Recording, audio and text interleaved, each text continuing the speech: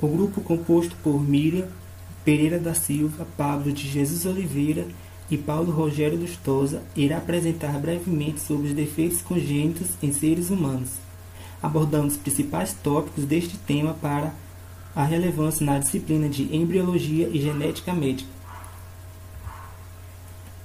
Primeiramente, é importante saber e reconhecer qual o conceito de defeito congênito.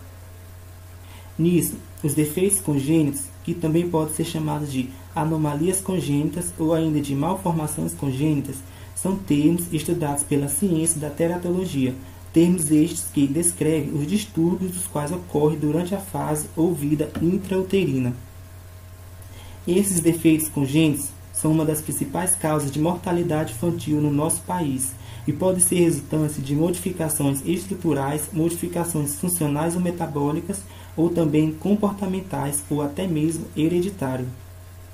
Também é importante explanar que esses defeitos congênitos podem ser únicos ou múltiplos, de maior ou menor significativo clínico, além de também poder ser pequenos defeitos como anomalias da orelha externa e grandes defeitos, estes últimos que são mais comuns quando comparados aos pequenos defeitos. Ressalta-se também que, clinicamente, a malformação, o distúrbio, a deformação e a displasia são os 4 tipos de defeitos congênitos ou anomalias congênitas mais recorrentes e significativas para os estudos na área da teratologia. E o que causa os defeitos congênitos? Bom, os defeitos congênitos podem ser causados por fatores genéticos e fatores ambientais ou ainda por herança multifatorial, ou seja, herança esta que envolve fatores ambientais e genéticos.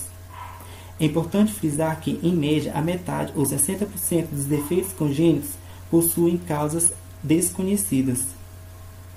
Iremos abordar primeiramente sobre os fatores genéticos que causam os defeitos congênitos. Os defeitos congênitos causados por esses fatores são as causas mais comuns e também as mais estudadas. Os estudos afirmam que, em média, 1/3 dessas anomalias relacionam-se aos fatores genéticos. Nessa causa, tem-se as alterações que podem afetar os cromossomos sexuais, os cromossomos autossômicos ou ambos. Em síntese, essas alterações podem ser anomalias cromossômicas numéricas, que trivialmente ocorrem quando se tem o aumento ou a diminuição do número de cromossomos do cariótipo do indivíduo. A síndrome de Turner, um exemplo de monossomia, e a síndrome de Down, Patal e de Edwards, que são exemplos de trissomias, são exemplos principais de anomalias cromossômicas numéricas que resultam em defeitos congênitos.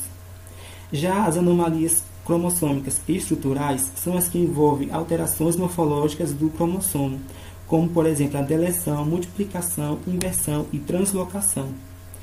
A síndrome do miado de gato, na qual os bebês acometidos geralmente apresentam um choro agudo semelhante ao de um gato, é um relevante exemplo de defeito congênito oriundo de anomalias cromossômicas estruturais. Além disso, os defeitos congênitos também podem ser causados por fatores ambientais. Neste caso, a causa ocorre quando o embrião é exposto aos agentes ambientais, estes chamados de teratógenos, pois estes são capazes de produzir defeitos congênitos. Esses fatores ambientais resumem-se basicamente em fármacos e infecções. Alguns teratógenos, que podem ser as drogas. Neste caso, temos as drogas como os principais exemplos de teratógenos. Dentro dessas drogas, cita-se a cocaína, o álcool, a nicotina, que se relaciona ao tabagismo durante a gestação, e também a tetraciclina.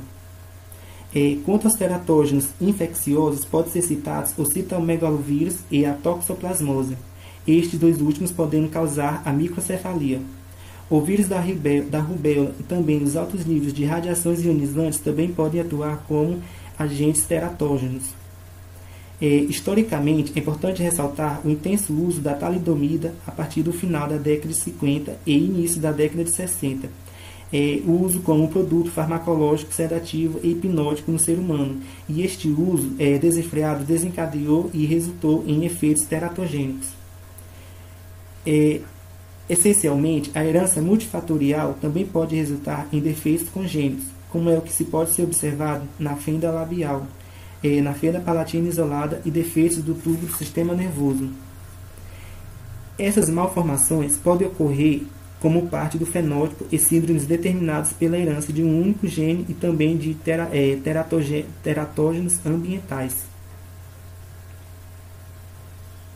As características das doenças congênitas vão variar de acordo com o tipo de defeito congênito.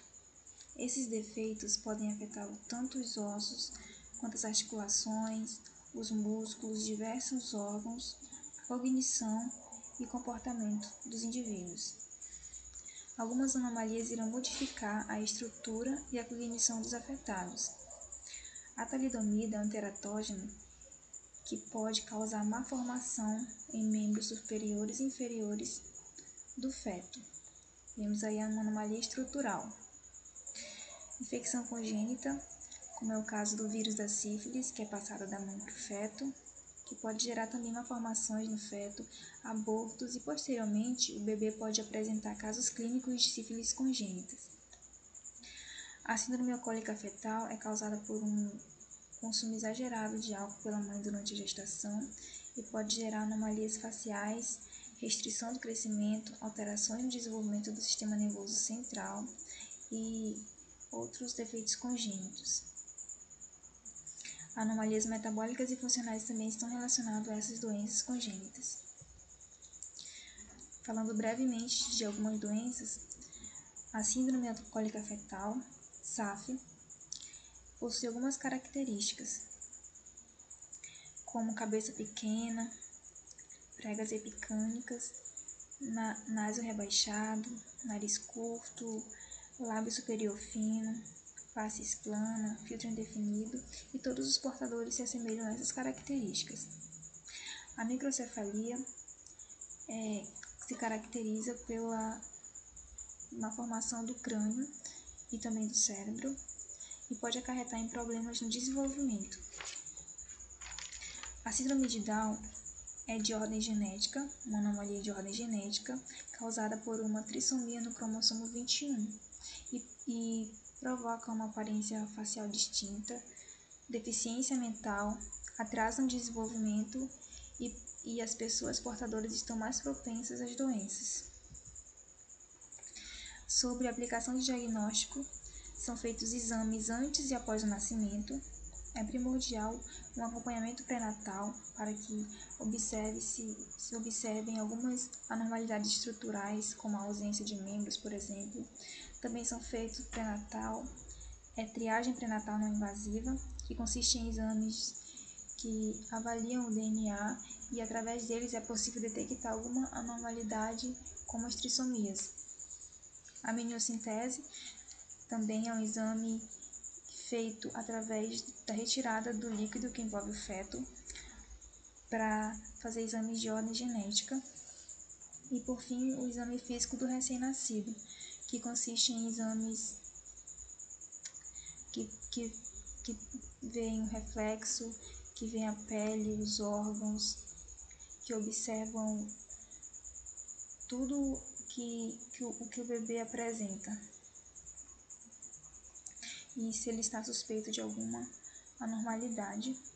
E também são feitas ultrassonografias e ressonâncias e outros exames. Considerações finais. Incidência no Brasil e no mundo. No Brasil, nós temos dados estatísticos, nós fazemos coleta de dados. A incidência de malformações congênitas, porém, a coleta desses dados apresentam alguns problemas, pois não levam em consideração os grupos multiétnicos que nós temos no nosso país. E também não leva muito acuradamente as diferentes regiões do Brasil. Mas, contudo, nós temos um número de uma média de que 3 a 4% dos recém-nascidos brasileiros apresentam algum defeito congênito ou anomalia congênita grave. E isto leva ao seguinte número, um número muito importante. 7,5% das crianças menores de 5 anos têm ao menos um defeito congênito. E ainda, para aumentar a nossa dificuldade nessa questão, Esses 7,5% das crianças apresentam 60 ou mais síndromes identificáveis, o que amplia o leque de trabalho enormemente. Porque qual dessas 60 síndromes a criança tem? Os números brasileiros, de 3 a 4% dos recém-nascidos, que eu acabei de citar, são equivalentes ao mesmo número que a América Latina apresenta. E não difere também dos números que a Europa apresenta. Então, notamos aqui uma universalidade dos dados, né? Temos toda a América Latina e temos toda a Europa apresentando uma média de 3% a 4% dos recém-nascidos, com algum defeito congênito ou anomalia congênita grave.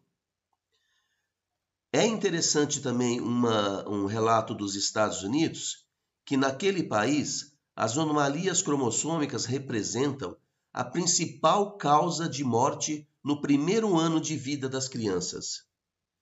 E aqui no Brasil é a segunda causa de mortalidade infantil. E isso mostra também a importância dessas doenças, né? Concluindo, como exposto, a compreensão das etiologias das anomalias congênitas contribui muito. Nós precisamos de mais pesquisa, nós precisamos de mais levantamento de dados no Brasil, para sermos mais precisos em todos esses que seguem agora. Por exemplo, nós poderemos fazer um aconselhamento genético muito melhor das famílias. Nós poderemos fazer um estabelecimento de prognósticos muito mais precisos. Nós poderemos fazer intervenções terapêuticas muito melhores. E trabalharemos muito melhor com a prevenção. Isto é o que nós tínhamos para apresentar neste breve seminário.